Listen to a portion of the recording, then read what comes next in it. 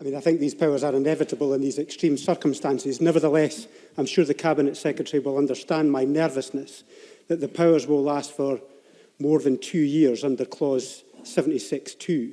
Would the Cabinet Secretary consider it appropriate that we have parliamentary renewal perhaps after 90 days, with another periodic renewal thereafter, in order to keep public confidence? And the powers to enforce the health protection regulations requires to be made by affirmative procedure under Section 81. When would the Minister think it would be appropriate that that would be done?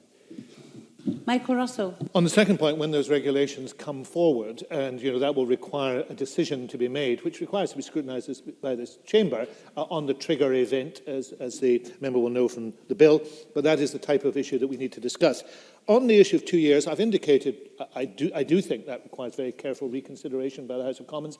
We cannot alter that in terms of a legislative consent motion, and there is no procedure to renew a legislative consent motion. So what we have to do is to be imaginative in the use of powers. I've indicated that. The first piece of imagination in that is to make sure that when we bring our bill and any subsequent legislation, we are building in best practice. So it won't be 2 years. It has to be shorter than that. And the second issue is to voluntarily indicate that we will come back to this chamber to have scrutiny of everything we do under this bill, and when we can build that in as a legal requirement, as I hope we will be able to do in our next bill, then we make that retrospective. So we are doing so in terms of the provisions of this bill. I think that's the right way to take it forward.